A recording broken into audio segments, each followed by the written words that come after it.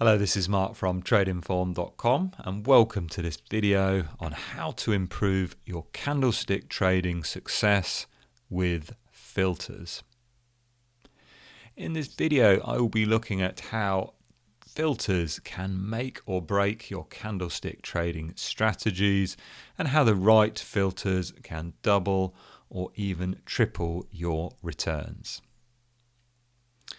Now this video is part 2 of a 3-part series looking at candlestick trading strategies, and if you haven't seen the first part of this series, there is a link on the screen at the moment. Now in this series we are looking at 3 particular types of candlestick pattern. We are looking at engulfing patterns, harami patterns, and hammer and shooting star patterns. I have on the screen at the moment the backtest model that I showed in the previous video.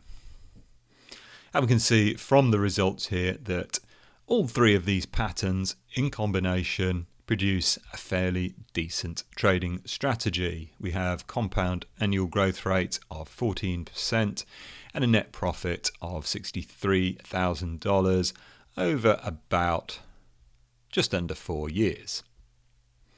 However, what we also found out is that the hammer and shooting stars are responsible for a large part of these profits. And we can see here that over half of the net profit, very high percentage of the winning trades came from the hammer and shooting star. Now this leaves the question, are the other 2 patterns useless? Should we be ignoring them? Well, I don't think so, and the reason I don't think so is that I believe a lot of the profit of the hammer and shooting star is coming from the setup that we have here. In particular, the fact that we have a equal profit target and stop loss, which is allowing the hammer and shooting star to deliver to its strength and give us a high percentage of reversal trades, a high percentage of winning trades. Now if I switch on to, in fact if I just demonstrate something here, we can see this being demonstrated. If I raise the profit target, if I double it so we have a 2-to-1 reward to risk ratio, we see that our percentage winning trades is a lot lower and we're not really delivering very much at all in terms of profit. Now if I switch back onto the other 2 patterns, we can see this is why we weren't getting very good results. However, if we're going to look at a filter, if we're going to look at the right type of situation, engulfing and harami patterns mean different things at different times. And what we can do is use a filter to look at more overbought and oversold situations. Now I've used a long stochastic here of 40 periods, and what that basically means is that the current price is roughly, if I set this to 50 here, the current price is roughly in the middle of where it has been over the past 40 days in terms of the high and the low price. And we can see that immediately it's not much, but we're starting to see a better performance. So we've got all trades that are under the 50% line. Now I can change this again and switch it to all trades that are under the 30% line. And you can see that I'm referring to long trades, although it is exactly and equally applicable to short trades, which must be above the 70% line. Now if I reduce this again down to 20%, you can see that this line is starting to sharpen up. We're starting to get a higher level of profit, decent level of annual growth rate, and a decently low drawdown.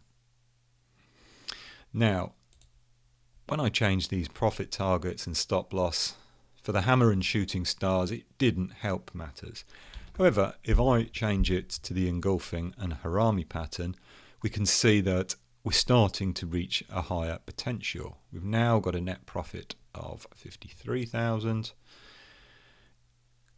Annual growth rate of over 12% and max drawdown still quite low.